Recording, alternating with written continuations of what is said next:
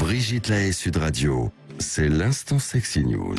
Eh bien, Vincent Hupertan, nous retrouvons notre journaliste Soisic Belin qui nous revient et vous allez nous parler de l'art phallique. C'est ça, tout à fait. Alors, la saison dernière, je vous parlais de l'art menstruel. Cette fois-ci, j'ouvre cette nouvelle saison avec un petit topo sur l'art phallique. Alors, j'entends déjà certaines féministes s'insurger, comme quoi il serait inutile d'en parler puisque trop présent. Et pourtant, il me semble intéressant de vous apporter quelques pistes de réflexion à ce sujet. Trop présent aujourd'hui. Alors, pas tout à fait, ou du moins cela dépend de tout un tas de paramètres, et notamment dans notre manière d'observer les choses, de notre ouverture d'esprit, pour ne pas dire de notre esprit coquin. Petit cours d'histoire, le phallus ou le pénis a été plus ou moins mis en avant dans notre société selon les époques et de manière plus ou moins subtile. Alors dans l'Antiquité par exemple, le membre viril, était adoré, n'y voyait pas une connotation érotique, ce n'était pas le cas. Le pénis était le symbole de la fertilité et c'est à ce titre qu'on lui vouait un véritable culte. Et oui, messieurs. Alors dans l'Égypte ancienne, le culte du pénis est lié à la légende osiriaque. Pour rappel, Osiris, emblème de l'amour conjugal, a été découpé en petits morceaux par son frère jaloux, Seth. Les morceaux de son corps sont éparpillés dans le Nil et sa femme, folle de tristesse, Isis, qui est aussi sa sœur au passage, décide de partir à la recherche des différentes parties du corps pour le reconstituer. Évidemment, une partie reste manquante et non des moindres. Je vous laisse deviner laquelle. Le phallus, introuvable, gobé par les poissons. Elle va donc fabriquer un phallus, un symbole phallique, pour que le corps désormais entier de son époux puisse rejoindre le royaume des morts, très important dans l'Égypte ancienne. Alors à partir de là, le phallus devient un objet de dévotion que l'on retrouve dans de nombreux temples. Ce culte du phallus d'Osiris se diffuse dans le temps. Les Grecs puis les Romains à leur tour, évidemment.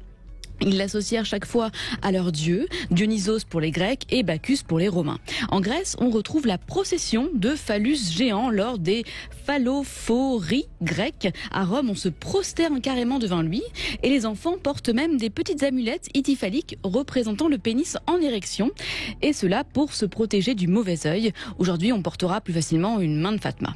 Alors le phallus est partout, il est à l'entrée des maisons, il est sur les chemins, il a le pouvoir de protéger et de porter chance, mais aussi d'indiquer le chemin, un peu comme des bornes kilométriques. Il sert à tout, ce phallus.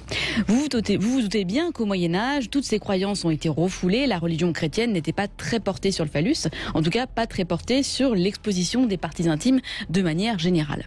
Et là, vous allez me dire, qu'en est-il aujourd'hui? Il suffit pourtant de vous balader en ville, observer l'architecture, mais aussi de pénétrer dans certaines galeries d'art pour s'apercevoir que le pénis, eh bien, il est toujours là. Alors certes, de manière plus subtile, je pense notamment aux colonnes architecturales, celle de la place de Vendôme par exemple, mais de manière un petit peu moins subtile, le Gangji New Media Center en Chine. Alors c'est un bâtiment lié à un média. Vous tapez ça sur internet, vous verrez, il y a eu d'ailleurs quand il a été inauguré, il y a eu un feu d'artifice au sommet de cette fameuse tour et on avait l'impression que c'était un phallus en pleine éjaculation.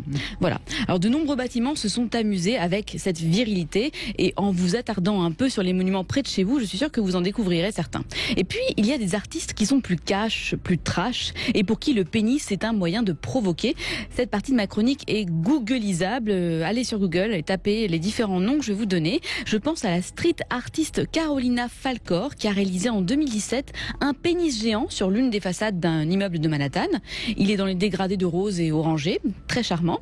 À la peinture de l'artiste Orlan, que vous connaissez certainement, qui s'appelle L'origine de la guerre, en réponse à l'œuvre de Courbet L'origine du monde, et au tableau sculpture, c'est tableau, mi-sculpture, de Jamie McCartney. Et puis il y a aussi ceux qui se sont mis à utiliser leurs membres virils comme d'un pinceau. Je pense à cet Australien farfelu Tim Patch, mais aussi à un incroyable talent, Bren Ray Fraser,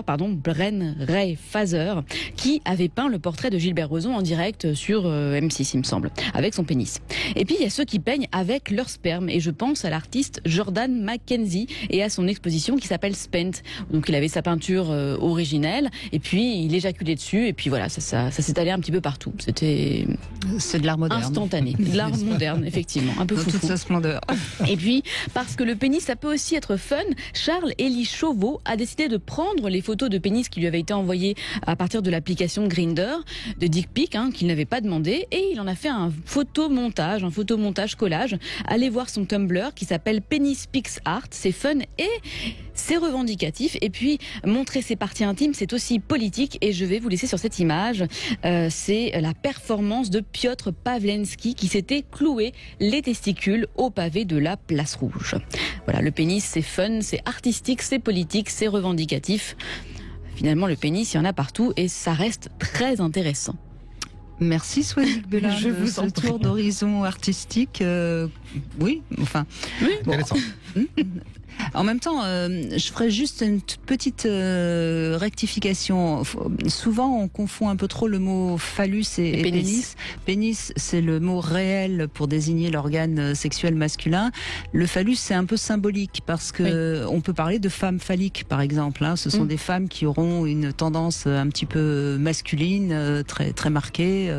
Voilà, donc c'est important quand même de bien rappeler cette petite différence. Vous êtes d'accord, Vincent Hupertan ? C'est une émotion érectile liée au pouvoir. C'est ça, une femme phallique, c'est une femme de pouvoir. Si vous voulez. Oui. Je ne serais pas permise de le dire, mais vous avez raison. Le phallus, c'est le pouvoir. Au sens, ça implique du coup une érection que n'implique pas le terme pénis. C'est pour ça qu'on dit impuissance. Voilà. Impuissance, c'est absence de puissance. Donc puissance, c'est pouvoir. Exactement. Merci, Swazik Belin. Je vous en prie.